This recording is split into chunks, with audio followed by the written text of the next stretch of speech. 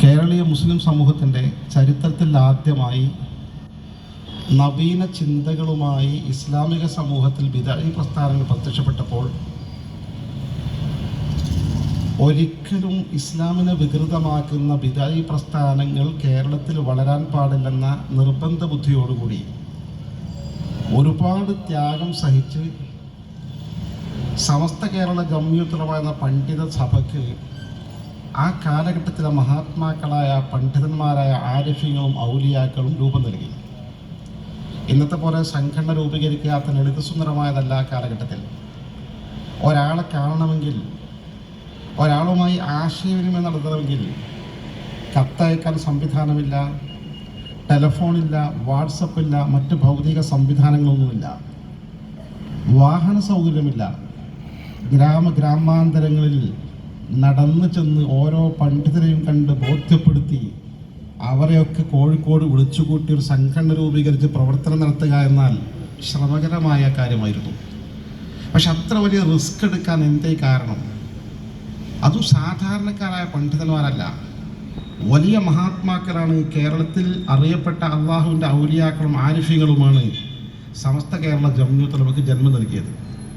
കാരണം വളരെ പ്രധാനമാണ് ഈ പരിശുദ്ധമായ ഇസ്ലാം. ഇന്നും അള്ളാഹുവിൻ്റെ മതമായ ഇസ്ലാം ലോക ജനസമൂഹത്തെ മുഴുവൻ ആകർഷിച്ചു കൊണ്ടിരിക്കുകയാണ്. പ്രത്യേകിച്ചും സൈബർ മേഖലയിൽ വലിയ വികാസം പ്രാപിച്ചതോടുകൂടി യൂറോപ്പിലും അമേരിക്കയിലുമൊക്കെ ആളുകൾ ഇസ്ലാമിലേക്ക് ഒഴുകിക്കൊണ്ടിരിക്കുന്ന വാർത്തകൾ അനുദിനം നമുക്ക് ലഭ്യമായിക്കൊണ്ടിരിക്കുന്നു. പുതിയ പുതിയ പള്ളികൾ, പുതിയ പുതിയ ഇസ്ലാമിക് സെൻ്ററുകൾ യൂറോപ്പിലും അമേരിക്കയിലും വളർന്നു വന്നുകൊണ്ടിരിക്കുകയാണ്. പഠിക്കുന്ന ആളുകൾ, നിഷ്പക്ഷമായി കാര്യങ്ങൾ വിലയിരുത്തുന്ന ആളുകൾ ഇസ്ലാം ആശ്ലേഷിച്ചുകൊണ്ടിരിക്കുന്ന സുന്ദരമായ വാർത്തകൾ നമ്മൾ കണ്ടുകൊണ്ടിരിക്കുന്നു. അതുകൊണ്ട് തന്നെ ഇസ്ലാം വികൃതമായി കഴിഞ്ഞാൽ ഇസ്ലാമിനെ പൊതുസമൂഹം സ്വീകരിക്കില്ല, ഇസ്ലാമിന് തെറ്റുധരിക്കും. അതുകൊണ്ട് ഒരു കാരണവശാലും ഇസ്ലാമിന് പോർലേൽക്കാൻ പാടില്ല. അള്ളാഹുവിൻ്റെ സംവിധാനമാണ് ഇസ്ലാം. ഇസ്ലാമിൻ്റെ A to Z മാ ശറഅഹുല്ലാഹു ലിഇബാദിഹി മിനൽ അഹ്കാമി വസുനൻ. അള്ളാഹു തൻ്റെ അടിയാറുകൾക്ക് വേണ്ടി, ഈ പാവപ്പെട്ട ജനവിഭാഗത്തിന് വേണ്ടി നിശ്ചയിച്ച് വരച്ച് കാണിച്ചു തന്ന നിയമസംഹിതയാണ് ഇസ്ലാം. അതിൽ മനുഷ്യന് കൈവെക്കാൻ അവകാശമില്ല, മനുഷ്യന് ഭേദഗതി വരുത്താൻ അവകാശമില്ല, മനുഷ്യന് കൂട്ടിച്ചേർക്കാൻ അവകാശമില്ല. അതതിൻ്റെ ഒറിജിനാലിറ്റിയോടുകൂടി നിലനിൽക്കണമെന്ന നിർബന്ധ ബുദ്ധി ഇസ്ലാമിനുണ്ട്. ആ ബുദ്ധി ഉറപ്പിച്ചെടുക്കാൻ വേണ്ടിയാണ്, ആ താല്പര്യം അതേപടി സംരക്ഷിക്കാനാണ് സമസ്ത കേരള ജംഇയ്യത്തുൽ ഉലമ സ്ഥാപിക്കപ്പെട്ടത്. സത്യത്തിൽ ഇത്തരം പുതിയ ചിന്തകളും നവീനവാദങ്ങളും മതപരിഷ്കരണവാദങ്ങളും ഒക്കെ ഇസ്ലാമിക സമൂഹത്തിൽ പിൽക്കാലത്ത് കടന്നു വരുമെന്ന് അതിൽ അത്ഭുതപ്പെടേണ്ടതില്ല. 14 നൂറ്റാണ്ടുകൾക്കപ്പുറം അഷ്റഫുൽ ഖൽഖി നബി മുത്ത് മുഹമ്മദ് മുസ്തഫ സ്വല്ലല്ലാഹു അലൈഹി വസല്ലം തങ്ങൾ ദീർഘദർശനം ചെയ്തിരുന്നു. സ്വാഭാവികമാണത്. പക്ഷെ അത് പ്രതിരോധിക്കേണ്ട ബാധ്യത നമുക്കുണ്ട്, ഉത്തരവാദിത്വം നമുക്കുണ്ട്. ഈ സമൂഹത്തെ നമ്മൾ വെറുതെ വിടുകയാണെങ്കിൽ എന്തായിരിക്കും സംഭവിക്കുക? മുജാഹിദ് പ്രസ്ഥാനം അതിൻ്റെ വഴിക്ക് പോകട്ടെ, ജമാഅത്തെ ഇസ്ലാമി അതിൻ്റെ വഴിക്ക് പോകട്ടെ, തബ്ലീഗ് ജമാഅത്ത് അവരുടെ പ്രവർത്തനങ്ങളുമായി പോകട്ടെ, വ്യാജസിദ്ധന്മാരും മറ്റും അവർ പ്രവർത്തിക്കട്ടെ. നമ്മൾ നമ്മുടെ റൂട്ടിൽ പോവുക, വിവാദങ്ങൾ ഉണ്ടാക്കാൻ പോകണ്ട, അവരെ എതിർക്കാൻ പോകേണ്ടതില്ല എന്നൊക്കെ പറഞ്ഞ് നമ്മൾ മൗനമായിരുന്നാൽ എന്തായിരിക്കും സംഭവിക്കുക? അപകടകരമായ അനന്തരഫലമായിരിക്കും ഉണ്ടാവുക. നിങ്ങൾക്കറിയുമോ, ഷുഐബുൽ ഹൈത്തമി സൂചിപ്പിച്ചതുപോലെ പ്രവാചക തിരുമേനി സ്വല്ലല്ലാഹു അലൈഹി വസല്ലം തങ്ങളോളം പഴക്കമുള്ള കേരളത്തിലെ ഇസ്ലാമിക പാരമ്പര്യം ഒരു മാറ്റവുമില്ലാതെ അനുസ്യൂതം തുടർന്നു വരുന്ന ഈ പരിശുദ്ധ ഇസ്ലാം ഇങ്ങനെ വികൃതമാക്കാൻ വിട്ടുകൊടുത്താൽ ഇന്നത്തെ ഈ നിലവിലുള്ള ഇസ്ലാമിൻ്റെ ഒറിജിനാലിറ്റി നഷ്ടപ്പെടും. അടുത്ത തലമുറയ്ക്ക് അത് കൈവരി കിട്ടാൻ പോകുന്നില്ല എന്നതാണ് പ്രശ്നം. ഞാനും നിങ്ങളും ഒറിജിനൽ ഇസ്ലാമിൻ്റെ വാഹകരാകാൻ എന്തേ കാരണം? നമ്മുടെ പൂർവികർ വിഷയത്തിൽ നിതാന്ത ജാഗ്രത പാലിച്ചത് കൊണ്ടാണ്. അവർ ഈ സുന്നത്ത് ജമാഅത്ത് നിലനിർത്താൻ വേണ്ടി കഠിനാധ്വാനം ചെയ്തുകൊണ്ടാണ്. വിശദീകരിക്കേണ്ട സമയത്ത് വിശദീകരിച്ചുകൊണ്ടും, സംവാദം നടത്തേണ്ട സമയത്ത് സംവാദം നടത്തിക്കൊണ്ടും, പ്രഭാഷണം നടത്തേണ്ടത് പ്രഭാഷണം നടത്തിക്കൊണ്ടും, സമ്മേളനം ആവശ്യമുള്ള സമ്മേളനം നടത്തിക്കൊണ്ടും സുന്നത്ത് ജമാഅത്ത് എന്ന ഇസ്ലാമിൻ്റെ ഒറിജിനാലിറ്റിയെ കാത്തു സൂക്ഷിക്കാൻ വേണ്ടി കഠിന യത്നം നടത്തിയതിൻ്റെ അനന്തരഫലമാണ് ഞാനും നിങ്ങൾ ഈ സുന്നത്ത് ജമാഅത്തിൻ്റെ മാർഗത്തിൽ ഉറച്ചു നിൽക്കാൻ കാരണം. നമുക്ക് ഈ ഒരു ആദർശം, ഈ ആശയം, ഈ ആചാരങ്ങൾ ഈ അനുഷ്ഠാന കർമ്മങ്ങൾ, ഈ വിശ്വാസങ്ങൾ ഇതേപടി നമ്മുടെ മക്കൾക്ക്, അടുത്ത തലമുറക്ക് കൈമാറണം. നിങ്ങൾ ഓർത്ത് നോക്കൂ, ഈ നിസ്സാരമായ കാര്യങ്ങൾ. നമ്മുടെ വീട്ടിൽ ഒരാൾ മരിച്ചു, ഒരു മുസ്ലിം സുഹൃത്ത് മരിച്ചാൽ നമ്മൾ ഉടനെ എന്തു ചെയ്യും? പ്രാഥമികമായി ചെയ്യേണ്ട കാര്യങ്ങളൊക്കെ നിർവഹിച്ച ശേഷം വീട്ടിൽ ഖുർആൻ ഓതാൻ അറിയുന്ന ആളുണ്ടെങ്കിൽ ഖുർആൻ ഓതാൻ ആരംഭിക്കും ആ മയ്യത്തിന് വേണ്ടി. ദുആ ചെയ്യാൻ കഴിയുന്ന ആൾ ദുആ ചെയ്തുകൊണ്ടിരിക്കും. പിന്നെ ആളുകളൊക്കെ വന്ന് ഒരുപാട് ഖുർആൻ ഓതി അവസാനം ആ ജനാസ എടുക്കും. ജനാസ എടുക്കുന്നതിന് മുമ്പ് പലരും വന്ന് ദുആ ചെയ്തു പോകും. യഥാർത്ഥത്തിൽ ആ കഴിഞ്ഞ് ലാസ്റ്റ് നമ്മൾ ജനാസ എടുത്ത് കൊണ്ടുപോകുന്നതിന് മുമ്പ് ഒരു യാസീൻ ഭക്തി നിർഭരമായ ഒരു പ്രാർത്ഥന. ഹബീബായ റസൂലുള്ളാഹി സ്വല്ലല്ലാഹു അലൈഹി വസല്ലം തങ്ങൾ പറഞ്ഞു, ഇഖ്റഉ അലാ മൗതാക്കും സൂറത്ത് യാസീൻ. നിങ്ങൾ മരണാസന്നരായ ആളുകൾക്കും മരിച്ചുപോയ ആളുകൾക്കും വേണ്ടി നിങ്ങൾ യാസീൻ സൂറത്ത് ഓതുക. നമ്മൾ ആ യാസീൻ ഓതും. എന്നിട്ടൊരു ഭക്തി നിർഭരമായ പ്രാർത്ഥന മയ്യത്തിന് വേണ്ടി. അല്ലാഹുമ്മ ഗ്ഫിർ ലഹു, അല്ലാഹുവേ ഈ സഹോദരന് പുറത്തു കൊടുക്കണേ അല്ലാഹ്. അല്ലാഹുമ്മ റഹംഹു, അല്ലാഹുവേ ഇവനോട് വാത്സല്യം കാണിക്കണേ അല്ലാഹ്. എന്നിങ്ങനെ തുടങ്ങി ഭക്തി നിർഭരമായ പ്രാർത്ഥന നടത്തുമ്പോൾ പലരും വിങ്ങി വിങ്ങി പൊട്ടി കാമീൻ പറയും. പ്രത്യേകിച്ച് ആ വീട്ടുകാരും മയ്യത്തിൻ്റെ അടുത്ത ബന്ധുക്കളും. ഒരു പക്ഷേ ആ ജനസമൂഹം നടത്തുന്ന ആ ഒരു പ്രാർത്ഥന മതിയായിരിക്കും ഈ മയ്യത്തിന് അള്ളാഹു ദോഷങ്ങൾ പുറത്തു കൊടുക്കാൻ. എന്നിട്ട് നമ്മൾ കബറടക്കും. കബറടക്കുമ്പോൾ നമുക്ക് എന്തൊക്കെ ചടങ്ങുകളുണ്ട്, തസ്ബീഹുണ്ട്, തൽഖീനുണ്ട്, ദുആയുണ്ട്. അവിടെ വീണ്ടും നമ്മൾ സിയാറത്തിന് പതിവായി പോകും, ഇല്ലേ? നമ്മുടെ മരിച്ച ഉമ്മാൻ്റെ ഉപ്പാൻ്റെ കബറിലേക്ക് എത്ര തവണ നമ്മൾ പോകും? മിനിമം വെള്ളിയാഴ്ചകൾ നമ്മൾ പോകില്ലേ? വർഷത്തിലേക്ക് ആണ്ട് നടത്തൂല. എന്തായിരുന്നാലും നമ്മൾ കുറച്ച് ആരെങ്കിലുമൊക്കെ ബന്ധപ്പെട്ട ആൾക്കാരെ വിളിച്ച് ഉപ്പാൻ്റെ പേരിൽ യാസിന് ദുആ ചെയ്യിപ്പിക്കൂലേ, ഉമ്മാൻ്റെ പേരിൽ യാസിന് ദുആ ചെയ്യിപ്പിക്കൂലേ? ഇതൊന്നും വേണ്ടെന്ന് പറയുന്നവരല്ല ഈ കൂട്ടം സഹോദരന്മാരെ. ഒരു മരിച്ച വീട്ടിൽ നമ്മൾ ഇന്ന് ചെന്നാൽ സത്യത്തിൽ ഇവര് ജസ്റ്റ് ആ മയ്യത്ത് വരും, മയ്യത്തിനെ നോക്കും, കാണും, ഇങ്ങനെ ഇറങ്ങിപ്പോകും. കഴിഞ്ഞു. സൂറത്ത് അവർക്ക് ഓതാൻ പറ്റില്ല, പ്രാർത്ഥിക്കാൻ അവർക്ക് പറ്റില്ല. നിങ്ങൾ ഓർത്ത് നോക്ക്, മയ്യത്ത് കൊണ്ടുപോകുമ്പോൾ ദിക്ർ ചൊല്ലാൻ പറ്റില്ല, ഒന്നും പറ്റില്ലല്ലോ. ഈ മയ്യത്തിന് സിയാറത്ത് ചെയ്യാൻ അവർക്ക് പറ്റില്ല. മയ്യത്തിന് വേണ്ടി എന്തെങ്കിലും അന്നദാനം നടത്താൻ പറ്റില്ല, ആണ്ട് നടത്താൻ പറ്റില്ല, 7 നടത്താൻ പറ്റില്ല. ഒന്നും ചെയ്യാത്തൊരു സമൂഹം ഇങ്ങനെ നമ്മൾ വിട്ടുകൊടുക്കാൻ പറ്റുമോ? ആദരവായ അഷ്റഫുൽ ഖൽഖി നബി മുത്ത് മുഹമ്മദ് മുസ്തഫ സ്വല്ലല്ലാഹു അലൈഹി വസല്ലം തന്റെ സ്വഹാബത്തുകൾ ഇരിക്കുന്ന സദസ്സിൽ സ്വഹീഹ് മുസ്ലിമിന്റെ ഹദീസ്, ആളുകൾ വന്നു പറഞ്ഞു, നമ്മൾ അബൂ സലമ റളിയല്ലാഹു അൻഹു വഫാത്തായി, ഇന്നാ ലില്ലാഹി വ ഇന്നാ ഇലൈഹി റാജിഊൻ. അള്ളാഹുവിന്റെ ഹബീബ് ആ സ്വഹാബി സുഹൃത്തുക്കളെയും കൂട്ടിക്കൊണ്ട് നേരെ അബൂ സലമിന്റെ വീട്ടിലേക്ക് ചെല്ലുകയാണ്. അബൂ സലമിന്റെ വീട്ടിൽ മരിച്ചിട്ടേ ഉള്ളൂ. 2 കണ്ണും തുറന്നു കിടക്കുക. ഫഅഹ്മല ഐനൈഹി, 2 കണ്ണും തങ്ങൾ പൂട്ടി. എന്നിട്ട് പൂട്ടിയിട്ട് പറഞ്ഞു, ഇദാ ഖുബില റൂഹുൽ മയ്യിത്തി, മയ്യത്തിന്റെ റൂഹ് പിടിക്കപ്പെട്ടാൽ അവന്റെ 2 കണ്ണും ആ റൂഹ് പോയ ഭാഗത്തേക്ക് ഞാൻ നോക്കി നിൽക്കുമെന്ന് പറഞ്ഞു. ഫലജ്ജ നാസും മിൻ അഹ്ലി ബൈത്തി, ഇത് കേട്ടപ്പോൾ വീട്ടുകാരോട് പൊട്ടിക്കരഞ്ഞു. ആ വൈകാരികമായ സാഹചര്യം ഓർത്തപ്പോ അപ്പൊ തങ്ങൾ പറഞ്ഞു, ലാ തർഫഉ, അങ്ങനെ ശബ്ദം ഉയർത്താൻ പാടില്ല. നിങ്ങൾ മയ്യത്തിന് വേണ്ടി നല്ലത് പറയുക, നല്ല ദുആ നടത്തുക, അള്ളാന്റെ റസൂൽ ആജ്ഞാപിക്കണം. എന്നാൽ അള്ളാന്റെ റസൂൽ ആ മയ്യത്തിന് വേണ്ടി അബൂ സലമ റളിയല്ലാഹു അൻഹു അവിടെ വെച്ച് പ്രാർത്ഥിക്കുക. നമ്മൾ മരിച്ച വീട്ടിൽ പ്രാർത്ഥിക്കുന്നത് പോലെ, അല്ലാഹുമ്മ ഗ്ഫിർ ലി അബീ സലമ, അബൂ സലമക്ക് പുറത്തു കൊടുക്കണേ അല്ലാഹ്, വർഫഅ ദറജതഹു ഫിൽ മഹ്ദിയീൻ, അബൂ സലമക്ക് മഹാന്മാരുടെ കൂട്ടത്തിൽ, അനുഗ്രഹീതരായ ആളുകളുടെ കൂട്ടത്തിൽ സ്ഥാനം, പദവി ഉയർത്തി കൊടുക്കണേ അല്ലാഹ്, വഫ്സഹ് ലഹു ഫി ഖബരി, ഖബർ വിശാലമാക്കി കൊടുക്കണേ അല്ലാഹ്, വർഫഅ ദറജതഹു ഫിൽ മഹ്ദിയീൻ വഗ്ഫിർ ലനാ വലഹു യാ റബ്ബൽ ആലമീൻ. ഞങ്ങൾക്കും അബൂ സലമക്കും പുറത്തു തരണേ അല്ലാഹ് പ്രാർത്ഥിക്കണം നബി തങ്ങൾ സ്വഹാബത്തും. ഇത് സ്വഹീഹ് മുസ്ലിമിന്റെ ഹദീസാ. സ്വഹീഹ് മുസ്ലിമിൽ ലൈഫ ഹദീസിലല്ലോ, ദുർബലമായ ഹദീസിലല്ലോ. ഇത്ര കൃത്യമായി ഹദീസുകൾ ഓരോ കാര്യങ്ങളും മരണവുമായി ബന്ധപ്പെട്ട കാര്യങ്ങൾ കൃത്യമായി പഠിപ്പിക്കുന്നുണ്ട്, വ്യക്തമായി പഠിപ്പിക്കുന്നുണ്ട്. മരിച്ച മയ്യത്തിനെ പോയി സിയാറത്ത് ചെയ്താൽ ഈ പറയുന്ന മുജാഹിദ് പ്രസ്ഥാനം ജമാഅത്തെ ഇസ്ലാമിക്കാരുടെ വാദങ്ങൾക്ക് ആധാരമാക്കുന്ന ലോകത്തെ പ്രമുഖ പണ്ഡിതൻ ഷൈഖുൽ ഇസ്ലാം ഇബ്നു തൈമിയ തന്റെ ഫത്വായിൽ ഉദ്ധരിക്കുന്ന ഹദീസുണ്ട്, മാ മിൻ മുഅ്മിൻ യമുറു ബി ഖബരി അഖീഹിൽ മുഅ്മിൻ. ഒരു മുഅ്മിനായ സഹോദരന്റെ ഖബറിന്റെ അരികിലൂടെ ഏതൊരു മുഅ്മിൻ കടന്നു ചെന്നാലും വസല്ലമ അലൈഹി, സിയാറത്ത് ചെയ്ത് സലാം ചൊല്ലിയാൽ, കാന യഅരിഫുഹു ഫി ദുനിയ, ഈ ഖബറിൽ കിടക്കുന്ന ഖബറാളിക്ക് ജീവിതകാലത്ത് ഈ സുഹൃത്തിനെ, സന്ദർശകനെ തിരിച്ചറിയാൻ സാധിച്ചിരുന്നെങ്കിൽ ഇല്ലാ അറഫഹു, ഇപ്പോഴും തിരിച്ചറിയുക തന്നെ ചെയ്യുമെന്ന് അഷ്റഫുൽ ഖൽഖി നബി മുത്ത് മുഹമ്മദ് മുസ്തഫ.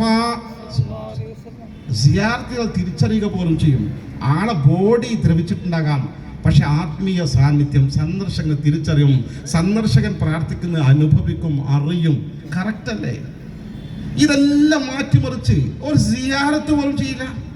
ഞാൻ ഫറൂഖ് റൗത്തുൽ അറബി കോളേജ് PGക്ക് പഠിച്ചവരാണ്. ഇന്നത്തെ ഫാറൂഖ് കോളേജിലെ വിശാലമായ ക്യാമ്പസ് ഉണ്ടല്ലോ, മുനമ്പം ഭൂമി വഖഫ് ചെയ്തു എന്ന് പറയുന്ന ആ ക്യാമ്പസ്, അതിന്റെ സ്ഥാപകൻ മൗലവി അബുസബാഹ് മൗലവിയാണ്. അബുസബാഹ് മൗലവിയുടെ ഖബർ ആ ക്യാമ്പസിന്റെ അകത്തുണ്ട്, അതിന്റെ പള്ളി തൊട്ടിപ്പുറത്തുണ്ട്. ഞാൻ 2 വർഷമാണ് PGക്ക് പഠിച്ചപ്പോൾ എൻ്റെ ജീവിതത്തിൽ ഒരേ ഒരു മനുഷ്യനാണ് അവിടെ സിയാറത്ത് ഞാൻ കണ്ടിട്ടുള്ളത്, ഒരൊറ്റ മനുഷ്യൻ. മൗലവിമാരുണ്ട്, അവിടുന്ന് നല്ല സാലറി UGC ശമ്പളം വാങ്ങി സുഖമായ ഖബറിന്റെ അരികിലൂടെ പള്ളിക്ക് 5 വക്തിന് വരുന്നവരുണ്ട്, ജുമാക്ക് വരുന്നവരുണ്ട്, എല്ലാ വിദ്യാർത്ഥികളും ഉണ്ട്. ഒരു സലാം, ജസ്റ്റ് ഒരു സിയാറത്ത് ഇല്ലേ ഇല്ല. ജീവിതത്തിൽ ഒരു അന്യ മനുഷ്യൻ മാത്രം, പുറത്തുള്ള ഒരു മനുഷ്യൻ ഞാൻ ക്യാമ്പസിൽ വന്ന് സിയാറത്തിന് കണ്ടു, ഒരു തർക്കൊക്കെ തോളിലിട്ടിട്ട്. ഞാൻ മെല്ലെ ചെന്നിട്ട് അവിടെ സലാം പറഞ്ഞു. ആൾ സിയാറത്തിന് പോകുമ്പോൾ നിങ്ങൾ ആരാണ്, എവിടുന്നാണ്? ഞാൻ പാലക്കാട് നിന്ന് വരികയാണ്. എവിടെ പോവാണ്? ഇവിടെ കോഴിക്കോട് പോകുന്ന വഴിക്കോട് ഇറങ്ങിയതാണോ? എൻ്റെ ഈ ഖബറിലുള്ള മൗലവിയായിട്ട് ബന്ധം എന്ന് വെച്ചു. ഞാൻ മൗലവിൻ്റെ അടുത്ത് മുമ്പ് പഠിച്ചിട്ടുണ്ട്, ആ ബന്ധമാണ്.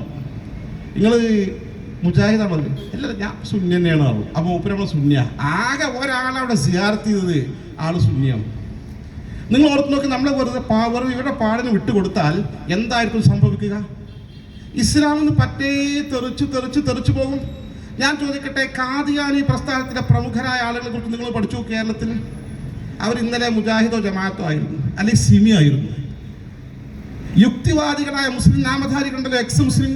ഓരോ മുസ്ലിം നിങ്ങളിങ്ങനെ ഡീറ്റെയിൽ ആയി പരിശോധിച്ചു നോക്ക്. പ്രമുഖരായ ഇന്ന് ഈ സംവാദ രംഗത്ത് ഷുഐബ് ഹൈത്തമിയോടൊക്കെ സംവദിക്കാൻ വരുന്ന ഈ യുക്തിവാദികളായ മുസ്ലിം നാമധാരികളുണ്ടല്ലോ, അവരാരായിരുന്നു? ഇന്നലെ മുജാഹിദായിരുന്നു, ജമാഅത്തായിരുന്നു. സംശയമുണ്ടോ? ഓരോ ആളുകളും പരിശോധിച്ചു. ഞാൻ പേര് ഏറ്റവും ലൈവ് നിൽക്കുന്ന ജാമിദ ആരായിരുന്നു? മുജാഹിദ് പ്രസ്ഥാനത്തിലെ കേരളത്തിലെ ഏറ്റവും പ്രമുഖ സ്ഥാപനമായ ജാമിയയുടെ ഇടവണ്ണയിൽ പഠിച്ച് അവരുടെ സ്ഥാപനത്തിൽ പഠിപ്പിച്ച ജോലി ചെയ്ത ടീച്ചറായിരുന്നു ജാമിദ ടീച്ചർ. ഇത് ഗൗരവമുള്ള സത്യമല്ല. ഇവർ ഇസ്ലാമിന് പോകുന്ന ഉറപ്പ് അള്ളാന്റെ റസൂൽ ഹദീസാണ്. അവർ ക്രമാനുഗതമായി ദീൻ തെറിച്ചു പോകും. എങ്ങനെ തെറിച്ചു പോകും? ഒരു അസ്ത്രം ഒരു ഉരുവിന് എഴുതി വിട്ടാൽ മൂർച്ചയുള്ള അസ്ത്രമാണെങ്കിൽ ആ ഉരുവിനെ തുളച്ച് പുറത്തേക്ക് പോകുന്നത് പോലെ എന്ന് അഷ്റഫുൽ ഖൽഖി നബി മുത്ത് മുഹമ്മദ് മുസ്തഫ. ഇത് ഗൗരവമുള്ള വിഷയമാണ്. അതാണ് ഈ വിഷയത്തിൽ നിങ്ങൾ മൗനം പാലിക്കണം എന്ന് പറഞ്ഞാൽ മൗനം പാലിക്കാത്തത്. ഈ വിഷയത്തിൽ കോംപ്രമൈസിന് കഴിയില്ല. കാരണം ഇസ്ലാമിന്റെ ഒറിജിനാലിറ്റി വരച്ച് കാണിച്ചുകൊണ്ട് തന്നെ മുന്നോട്ട് പോകണം. അവിടെ ആരെങ്കിലും വ്യത്യാസം വരുന്നുണ്ടെങ്കിൽ ആരായിരുന്നാലും ശരി, അവരുമായി അനുരഞ്ജനം സാധ്യമല്ല. ഈ മാർഗത്തിൽ നമ്മൾ ഉറച്ചു നിന്നാൽ പോരാ, ഇത് മാത്രമാണ് ശരിയെന്ന് ജനസമൂഹത്തെ ബോധ്യപ്പെടുത്തിക്കൊണ്ടിരിക്കണം. ഗൗരവമുള്ള സത്യ. നിങ്ങൾ ചരിത്രത്തിൽ എല്ലാ വിദായി പ്രസ്ഥാനങ്ങളുടെയും സ്വഭാവം ഇങ്ങനെയൊക്കെ തന്നെയാണ്. ഓകേശം പരസ്പരം സാമ്യതയുണ്ട്. പിന്നെ ചില മുജാഹിദ് പ്രസ്ഥാനത്തിൻ്റെ ആളുകൾ, ചില ജമാഅത്തിൻ്റെ ആളുകളൊക്കെ നമ്മൾ പറയും അവർക്ക് നല്ല ആത്മാർത്ഥമുള്ള ആളുകളാണ്. എന്തായാലും അവർ ആശയം പഴച്ചതാണെങ്കിലും 5 നേരം നിസ്കാരമുണ്ട്, നോമ്പുണ്ട്, സത്യസന്ധമുണ്ട്, നല്ല മനുഷ്യന്മാരാണെന്ന് പറയും. സഹോദരന്മാർ, അതിനൊന്നും യാതൊരു കാര്യമില്ല. ലോകത്തെ വിദായി പ്രസ്ഥാനം, ആദ്യത്തെ വിദായി പ്രസ്ഥാനം ഒന്നാണ് മുഅ്തസിലി പ്രസ്ഥാനം, മറ്റൊന്നാണ് ഖവാരിജ് പ്രസ്ഥാനം. ഈ ഖവാരിജ് പ്രസ്ഥാനത്തെക്കുറിച്ചൊക്കെ ചരിത്രത്തിൽ കാണാം, അവർ വലിയ ഭക്തന്മാരായിരുന്നു. ചരിത്രത്തിൽ തന്നെ ഇങ്ങനെ രേഖപ്പെടുത്തി വെച്ചിട്ടുണ്ട്. ഷബാബ്, അവർ ഈ ചെറുപ്പക്കാരാ. മുഖ്തഹീനൂന ഫി ഷബാബിഹിം, യൗവനമുണ്ടെന്നതോടൊപ്പം തന്നെ ഒരു മധ്യവയസ്കന്റെ പക്വതയും വിവേകവുമുള്ള നല്ല ചെറുപ്പക്കാർ. ഹറാമായ കാര്യം കണ്ടാൽ, ഇസ്ലാമിലെ വരക്കപ്പെട്ട കാര്യം കണ്ടാൽ ദൃഷ്ടി താഴ്ന്നു പോകും. ഒരു അന്യ പെണ്ണിനെ കണ്ടാൽ നോക്കി നിൽക്കുക, ഉടനെ കണ്ണു താഴ്ത്തും.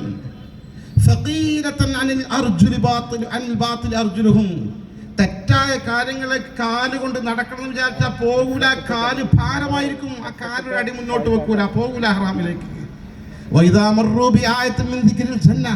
അവർ ഖുർആൻ ഇങ്ങനെ ഓതി സ്വർഗത്തെ കുറിച്ച് ഇങ്ങനെ വർണ്ണിക്കുന്ന ആയത്തിലൂടെ കടന്നുപോയാൽ ആ സ്വർഗത്തിലേക്കുള്ള അമിതമായ താല്പര്യം കൊണ്ട് പൊട്ടി കരഞ്ഞു പോകും. നരകത്തെ കുറിച്ച് പറയുന്ന ആയത്തിനെ പരാമർശിക്കുന്ന ഭാഗത്തൂടെ കടന്നുപോയാൽ അവർ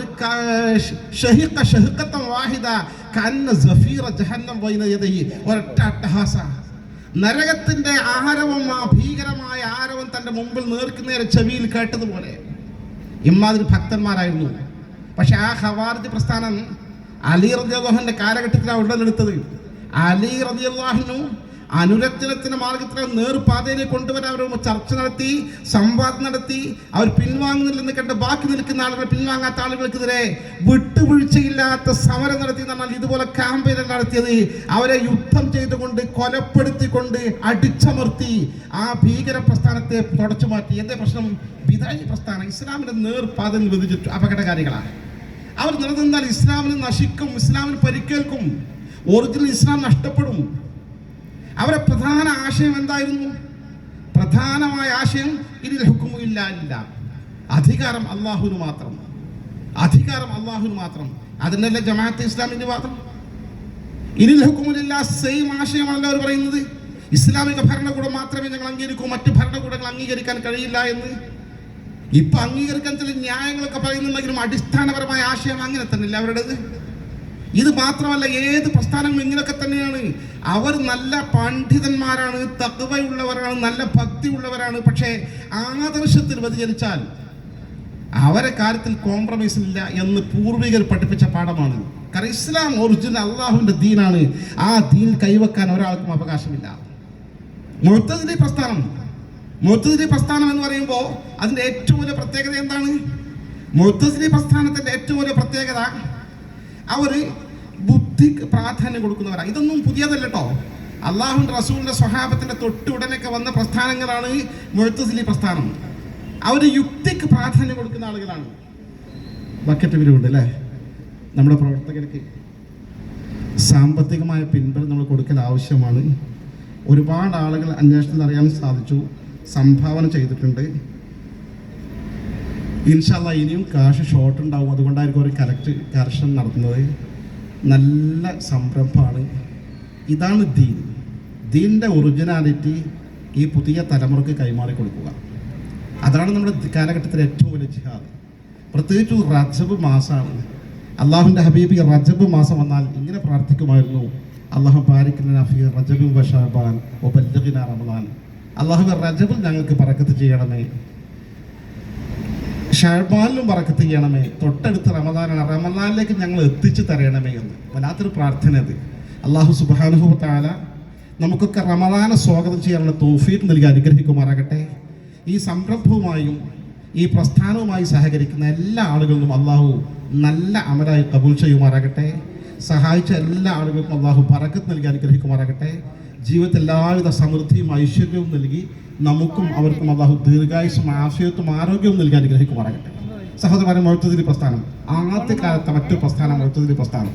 ഈ മുഅ്തസിലി പ്രസ്ഥാനത്തിന്റെ ഏറ്റവും വലിയ പ്രത്യേകത, അവരുടെ പുതിയ വാദങ്ങൾ, ഒരു വാദം യുക്തിക്ക് പ്രാധാന്യം കൊടുക്കുക, ബുദ്ധിക്ക് പ്രാധാന്യം കൊടുക്കുക എന്നാണ്. ബുദ്ധിക്ക് പ്രാധാന്യം കൊടുക്കുക എന്ന് പറയുമ്പോൾ ഒരു ഹദീസും മനുഷ്യന്റെ ബുദ്ധിയും പരസ്പര വിരുദ്ധമായാൽ ഹദീസിനെ തള്ളും, മനുഷ്യന്റെ ബുദ്ധിക്ക് പ്രാധാന്യം കൊടുക്കും. അല്ലെങ്കിൽ ഒന്നുകൂടി വ്യക്തമായി പറഞ്ഞാൽ, ഒരു ഹദീസും മനുഷ്യന്റെ ബുദ്ധിയും തമ്മിൽ പരസ്പര വിരുദ്ധമായാൽ നമ്മുടെ ബുദ്ധി പറയുന്നത് ശരിയല്ല, അല്ലെങ്കിൽ ശാസ്ത്രം പറയുന്നത് ശരിയല്ല, പക്ഷേ ഹദീസ് സ്വഹീഹാണ്, അപ്പൊ ഹദീസ് തള്ളും, ശാസ്ത്രത്തെ നമ്മൾ ശരിവെക്കും. ഈ നിലയിൽ ശാസ്ത്രത്തിനും ബുദ്ധിക്കും അമിത പ്രാധാന്യം കൊടുക്കുന്ന വിഭാഗമാണ് മുഅ്തസിലി പ്രസ്ഥാനം. അതല്ല ഇന്നത്തെ മുജാഹിദ് പ്രസ്ഥാനം, ജമാഅത്തെ ഇസ്ലാമി. എത്രയോ ഹദീസുകൾ ഇന്നത്തെ അഭിനവ മുജാഹിദ് ജമാഅത്ത് പ്രസ്ഥാനങ്ങൾ ബുദ്ധിക്ക് പ്രാധാന്യം കൊടുക്കുന്നതിന് പേരിൽ, ശാസ്ത്രത്തിന് പ്രാധാന്യം കൊടുക്കുന്നതിന് പേരിൽ ശാസ്ത്രീയമായി സ്ഥിരീകരിക്കാൻ കഴിയുന്നില്ലെന്നതിന് പേരിൽ തള്ളിക്കളഞ്ഞിട്ടില്ലേ? നിങ്ങൾ ശരിക്കും ചിന്തിക്കണം. അന്നത്തെ ബിദഈ പ്രസ്ഥാനങ്ങളുടെ തനിപ്പകർപ്പുകളാണ് ഇന്നത്തെ പ്രസ്ഥാനങ്ങൾ. അവർക്ക് പുതിയ വാദങ്ങൾ അഡീഷണൽ വന്ന് ചേർന്നിട്ടെന്ന് മാത്രം. ഇക്കഴിഞ്ഞ മുജാഹിദ് സംസ്ഥാന സമ്മേളനങ്ങൾ ശ്രദ്ധിച്ചിരിക്കും. കോഴിക്കോട് നടന്ന മുജാഹിദ് സംസ്ഥാന സമ്മേളനത്തിൽ ഒരു മൗലവി തൻ്റെ പ്രഭാഷണത്തിൽ പറഞ്ഞു, സ്വഹീഹായ ഹദീസ് ഉദ്ധരിച്ചു. എന്താണ് ഹദീസ്? ഇദാ വലഗൽ കൽബു ഫീ ഇനാഇ അഹദികും ഫൽയഗ്സിലു സബ്അ മർറാത്ത് ഊലാഹുന്ന ബിത്തുറാബ്. നിങ്ങളുടെ പാത്രത്തിൽ ഒരു പട്ടി തലയിട്ടാൽ ആ പാത്രം നിങ്ങൾ 7 തവണ കഴുകണം, 1 തവണ മണ്ണ് കൊണ്ടായിരിക്കണമെന്ന്. ഈ ഹദീസ് പറഞ്ഞിട്ട് അദ്ദേഹം പറഞ്ഞ ഹദീസ് സ്വഹീഹാണ്. പക്ഷേ ആ ഹദീസ് ശാസ്ത്രത്തിന് നിരക്കാത്തതായതുകൊണ്ട്, ബുദ്ധിക്ക് നിരക്കാത്തതായതുകൊണ്ട് നമുക്ക് ഹദീസ് സ്വീകാര്യമല്ല. ഇത്തരം ഹദീസുകളിൽ കടക്കാലത്ത് കടന്നുകൂടിയതായിരിക്കും, പ്രവാചകരെ തെറ്റിദ്ധരിപ്പിക്കാനിടയാക്കും. അതുകൊണ്ട് ഹദീസ് തള്ളിക്കളയണം എന്ന് പറഞ്ഞു. കാരണം മൗലവി ഇത്ര പ്രായം ചെന്ന ആളാണ്. അത് നേരത്തെ വായിച്ച ശാസ്ത്ര പഠനങ്ങൾ അനുസരിച്ച് ഈ ഹദീസ് ശാസ്ത്രീയമായി സ്ഥിരീകരിക്കപ്പെടാത്തതായതുകൊണ്ട് തള്ളിക്കളയണമെന്ന് അദ്ദേഹം പഠിച്ചു വച്ചിട്ടുണ്ട്. സത്യത്തിൽ ആ സ്റ്റേജിൽ തന്നെ ഇരിക്കുന്ന ചെറുപ്പക്കാരായ മൗലവിമാർക്കറിയാം, പുതിയ കാലഘട്ടത്തിൽ ഈ ഹദീസ് ശാസ്ത്രീയമായി സ്ഥിരീകരിക്കപ്പെട്ടിട്ടുണ്ട് എന്ന് ഈ പുതിയ തലമുറക്കറിയാം. ഞാൻ സൂചിപ്പിച്ച ഹദീസ് ഈ വായിച്ച ഹദീസല്ല, ഒന്ന് ജസ്റ്റ് തിരുത്തണം. ഈ പറയുന്ന ഹദീസ് ഏതാണെന്ന് വെച്ചാൽ, ഇതാ വഖഅൽ സുബാബു, ഒരു ഈച്ച നിങ്ങൾ കുടിക്കുന്ന പാത്രത്തിൽ വീണാൽ ഫൽയഗ്മിസ്ഹു, ആ ഈച്ചയിൽ മുക്കട്ടെ, എന്നിട്ടത് പുറത്തേക്കിടട്ടെ എന്ന് അഷ്റഫുൽ ഖൽഖി നബി മുത്ത് മുഹമ്മദ് മുസ്തഫ സ്വഹീഹായ ഹദീസാണ്. അള്ളാൻ്റെ റസൂലിൻ്റെ നിർദ്ദേശമാണ്. നമ്മൾ ഗ്ലാസ് ചായ കുടിച്ചുകൊണ്ടിരിക്കുക, ഒരു ഈച്ച അതിൽ വന്ന് വീണു. എന്നാൽ ആ ഈച്ചനെ അങ്ങനെ തന്നെ എടുത്തിട്ട് ചായ കുടിക്കാൻ പാടില്ല, ഈച്ചനൊന്ന് മുക്കിയിട്ട് പുറത്തേക്ക് ഇടണം. മനുഷ്യൻ്റെ സാധാരണ ബുദ്ധിക്ക് വഴങ്ങൂല. ഇതാണ് മൗലവി ഹദീസ് പറഞ്ഞത്. ജസ്റ്റ് തിരുത്തണേ, ആ ഹദീസ് മൗലവി പറഞ്ഞത്. എന്നിട്ട് അദ്ദേഹം പറഞ്ഞു, മനുഷ്യൻ്റെ ബുദ്ധിക്കും ശാസ്ത്രത്തിനും വഴങ്ങാത്ത ഹദീസാണത്. അതുകൊണ്ട് ഈ ഹദീസ് തള്ളിക്കളയണം, ഹദീസ് നിരാകരിക്കണമെന്ന്. പക്ഷേ അവിടെ ചെന്ന സ്റ്റേജിലിരിക്കുന്ന മറ്റു ചില മൗലവിമാർക്കറിയാം, പഴയ കാലത്തായിരുന്നു ഹദീസ് അശാസ്ത്രീയമാണെന്ന് പറഞ്ഞ്, അബദ്ധമാണെന്ന് പറഞ്ഞ് തള്ളിക്കളഞ്ഞിരുന്നത്. പുതിയ കാലഘട്ടത്തിലെ പുതിയ പഠനങ്ങൾ തിരിച്ച് ഈ ഹദീസിൻ്റെ സാധൂകരിക്കുന്ന വിധത്തിൽ ഈച്ചയിലുള്ള ചില പ്രത്യേകതകൾ കണ്ടെത്തിയിരിക്കുന്നു. ആ ഈച്ചയിൽ ആൻറ്റിബയോട്ടിക്കുകൾ ഉൽപ്പാദിപ്പിക്കാനുള്ള ഒരുപാട് കഴിവുകളുള്ളതുകൊണ്ട് പല ആൻറ്റിബയോട്ടിക് മെഡിസിനുകൾ ഉൽപ്പാദിപ്പിക്കുന്നത് ഈച്ചയിൽ നിന്നാണ്. അപ്പം തങ്ങൾ ഉദ്ദേശിച്ചത് ഈച്ച അതിൽ വീണാൽ അതിൽ ഒരു വിഷത്തിൻ്റെ അംശം ഉണ്ടാവും, പക്ഷെ അതിൻ്റെ പ്രതിരോധം വരുന്ന ആൻറ്റിബയോട്ടിക് മറുഭാഗത്തുണ്ട്, മുക്കിക്കളഞ്ഞാൽ ഒരു കുഴപ്പമുണ്ടാകാൻ പോകുന്നില്ല എന്നാണെന്ന് ശാസ്ത്രീയമായി സ്ഥിരീകരിക്കപ്പെട്ട സാഹചര്യത്തിൽ മൗലവി ഇപ്പം ഹദീസോട് പറയാണ്ടില്ലായിരുന്നു, തള്ളിക്കളയേണ്ടതില്ലായിരുന്നു എന്ന് മനസ്സിലാക്കിയത് തുടർന്ന് ഉടനെ തന്നെ മറ്റൊരു മൗലവി മൈക്കിൽ വന്നുകൊണ്ട് തിരുത്തി. ആ ഹദീസിനെ അങ്ങനെ തള്ളിക്കളയാൻ പാടില്ല. ഹദീസ് ശാസ്ത്രീയമാണോ അല്ലേ നമുക്ക് നോക്കേണ്ട ആവശ്യമില്ല. അള്ളാഹിൻ്റെ റസൂൽ ഒരു കാര്യം പറഞ്ഞാൽ നമ്മൾ അംഗീകരിക്കണം. കാരണം നേരത്തെ ഈ ഹദീസ് ദുർബലമാണ്, ശാസ്ത്രത്തിന് വിരുദ്ധമാണ്, ബുദ്ധിക്ക് വിരുദ്ധമാണെന്ന് പറഞ്ഞ് തള്ളിക്കളയുന്നു സത്യം. പക്ഷെ ഇന്നത് ശാസ്ത്രീയമായി സ്ഥിരീകരിച്ചിരിക്കുന്നു, അതുകൊണ്ട് ഹദീസ് തള്ളാൻ പാടില്ല എന്ന്. ഞാൻ ഒറ്റ സ്റ്റേജിൽ വെച്ച് നടന്ന ഉദാഹരണമാണ്, ഒരു ലോക്കൽ പരിപാടിയിലെ പ്രഭാഷണമല്ല. ഇക്കഴിഞ്ഞ മുജാഹിദ് സംസ്ഥാന സമ്മേളന വേദിയിൽ നടന്ന ചർച്ചയാണ്, സംവാദമാണ്, അല്ലെങ്കിൽ ഏറ്റുമുട്ടലാണ്, പ്രഭാഷണം. ഒരൊറ്റ ഹദീസിനെ കുറിച്ച് നോക്കുക. മനുഷ്യന്റെ ബുദ്ധിക്ക് വഴങ്ങോ ഇല്ലേ എന്നുള്ളതാണ് പ്രശ്നം. സാന്ദർഭികമായി ഞാൻ നോക്കുകയാണ് നേരത്തെ ഞാൻ പറഞ്ഞ ഹദീസ്. ഞാൻ ആ ഹദീസ് ജസ്റ്റ് അടുത്ത കാലത്താണ് വായിച്ചത്. ഒരു സംഭവം, അമേരിക്കയിലെ ഒരു പ്രമുഖ സയന്റിസ്റ്റാണ്, മൈക്രോബയോളജിയിലെ പ്രമുഖ ശാസ്ത്രജ്ഞനാണ് സാം റോബർട്ട് എന്ന് പറയുന്ന ശാസ്ത്രജ്ഞൻ. അയാളെ കുറിച്ച് ഞാൻ വായിച്ചതാണ്.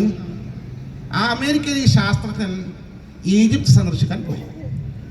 ഈജിപ്ത് സന്ദർശിക്കുന്ന വേളയിൽ അദ്ദേഹം തൻ്റെ ചില സുഹൃത്തുക്കളുമായി, മുസ്ലിം സുഹൃത്തുക്കളുമായി സംസാരിച്ചിരിക്കുന്നതിനിടയിൽ ഞാൻ നേരത്തെ സൂചിപ്പിച്ച ആ ഹദീസ് ചർച്ചക്കിടയാക്കി. ഇതാ വലവൽ കൽബു ഫീ ഇനാഇ അഹദിക്കും, നിങ്ങളൊരാളെ പാത്രത്തിൽ പട്ടി തലയിട്ടാൽ നിങ്ങൾ എന്ത് ചെയ്യണം? ഫൽ യഗ്സിലു സബ്അ മറാത്ത്, 7 പ്രാവശ്യം ആ പാത്രം കഴുകണം. ഊലാഹുന്ന ബിത്തുറാബ്, 1 തവണ മണ്ണ് കൊണ്ടായിരിക്കട്ടെ. ഇയാൾ ഈ മേഖലയിൽ ഗവേഷണം നടത്തുന്ന ശാസ്ത്രജ്ഞനാണ്, സാം റോബർട്ട്. ഇയാളെ മനസ്സിനെ അത് പിടിച്ചുറച്ചു. അങ്ങനെ എന്താ പ്രവാചകൻ പറയാൻ കാരണം? അയാൾ മനസ്സ് വെച്ചു, നാട്ടിൽ പോയിട്ട് വീട്ടിൽ ചെന്നിട്ട് അദ്ദേഹം ഒരു കാര്യം ചെയ്തു. പട്ടി തലയിട്ട പാത്രം അദ്ദേഹം നന്നായി സോപ്പ് ഉപയോഗിച്ച് ഉരച്ച് തേച്ച് കഴുകി. സാധാരണ വെള്ളം കൊണ്ടല്ല, 7 തവണ അദ്ദേഹം ഉരച്ച് തേച്ച് കഴുകി. എന്നിട്ട് മൈക്രോസ്കോപ്പ് ഉപയോഗിച്ച് അദ്ദേഹം നിരീക്ഷണം നടത്തി. ധാരാളം ബാക്ടീരിയകൾ, നായ തൊട്ട സ്ഥലത്തുള്ള ആ ബാക്ടീരിയകൾ അതേപടി നിലനിൽക്കുന്നുണ്ട്, ഒന്നും പോയിട്ടില്ല, അപ്രത്യക്ഷമായിട്ടില്ല. ശേഷം അദ്ദേഹം ഇതേ പാത്രം, നായ തലയിട്ട പാത്രം അദ്ദേഹം 6 തവണ വെള്ളം കൊണ്ട് കഴുകി, 1 തവണ മണ്ണ് ചേർത്ത വെള്ളം കൊണ്ട് കഴുകി. ശേഷം അദ്ദേഹം ലബോറട്ടറിയിൽ പരിശോധിച്ച് നോക്കിയപ്പോൾ ഈ മില്യൺ കണക്കിന് ബാക്ടീരിയകൾ മുഴുവനും അപ്രത്യക്ഷമായിരിക്കുന്ന അത്ഭുതകരമായ കാര്യം കണ്ടപ്പോൾ അയാൾ ഇസ്ലാം മതം സ്വീകരിച്ചിരിക്കുന്നു. പുതിയ വാർത്ത പുറത്തു വന്നിരിക്കുന്നു. ഈ കഴിഞ്ഞ ആഴ്ചയിൽ സംഭവിച്ച വാർത്തയാണ് ഇത്. ഞാൻ സൂചിപ്പിച്ചത് ഹദീസുകൾ എന്ന് പറയുമ്പോൾ അഷ്റഫുൽ ഖൽഖ് നബി മുത്ത് മുഹമ്മദ് മുസ്തഫ സ്വല്ലല്ലാഹു അലൈഹി വസല്ലമയുടെ വാക്കുകളാണ്. തങ്ങളൊരു കാര്യം പറഞ്ഞാൽ ഒമാ യന്തിഖു അനിൽ ഹവാ ഇൻ ഹുവ ഇല്ലാ വഹയ്യു യൂഹാ. അള്ളാഹുവിന്റെ ഹബീബ് ഒരു വാക്കും സ്വന്തം ഉച്ചരിക്കില്ല, അള്ളാഹുവിൽ നിന്ന് കിട്ടുന്ന വഹി അനുസരിച്ചല്ലാതെ, ദിവ്യ സന്ദേശം അനുസരിച്ചല്ലാതെ. അതുകൊണ്ട് കണ്ണും ചിമ്മി ഖുർആനും ഹദീസും സ്വീകരിക്കണം. അത് നിഷേധിക്കാൻ പാടില്ല. ചിലത് സ്വീകരിക്കും, ചിലത് തള്ളിക്കളയും ചെയ്യുന്ന, ബുദ്ധിക്കനുസരിച്ച് പ്രമാണങ്ങൾ തള്ളിക്കളയുന്ന, അല്ലെങ്കിൽ ശാസ്ത്രത്തിന്റെ അനുസരിച്ച്, ശാസ്ത്ര നിഗമനത്തിനനുസരിച്ച് പ്രമാണങ്ങൾ തള്ളിക്കളയുന്ന രീതി കേരളത്തിലെ മുജാഹിദ് പ്രസ്ഥാനങ്ങൾ ധാരാളമായി